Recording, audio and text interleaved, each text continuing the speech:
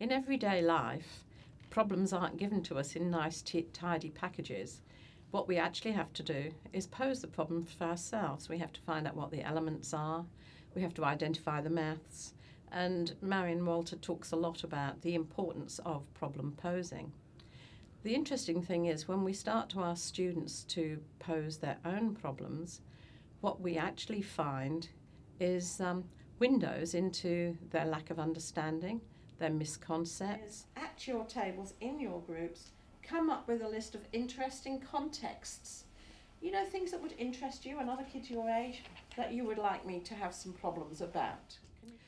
Once the students had identified some contexts that were of interest to them and connected to their everyday life or their everyday interests, they got into groups and started to work together on the kind of maths that might happen in that situation.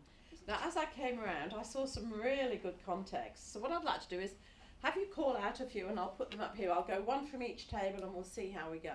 So we spent a fair amount of time brainstorming, and I think we had a list of more than 50 things, context situations that were of interest to grade 5, 6, 7 students.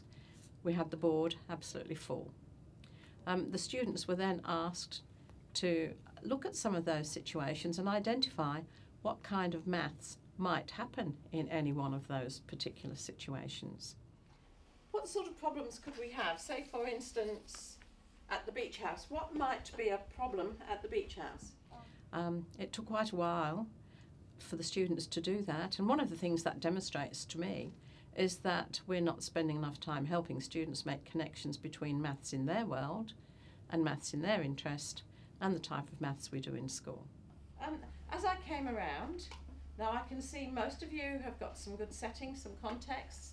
A lot of you have started to talk about characters, and you're beginning to talk about sorts of things that could go wrong in a situation.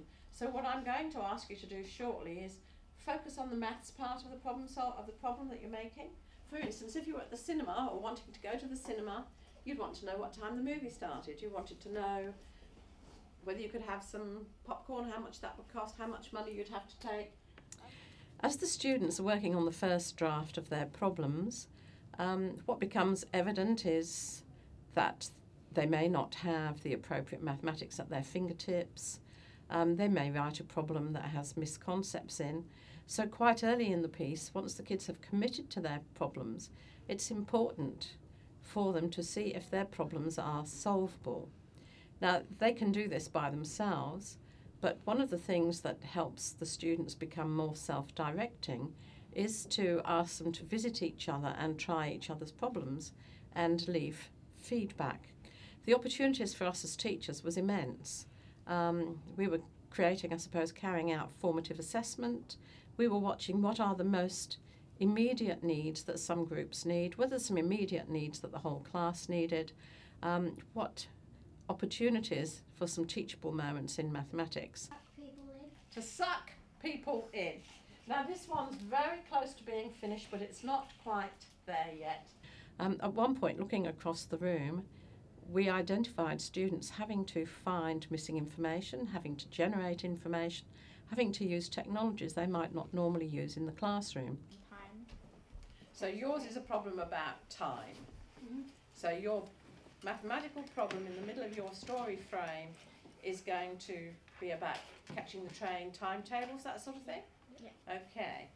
Let's not pretend that this was incredibly easy or that it happened in just one lesson. What did happen in the first lesson was that the students engaged and committed. What happened after that?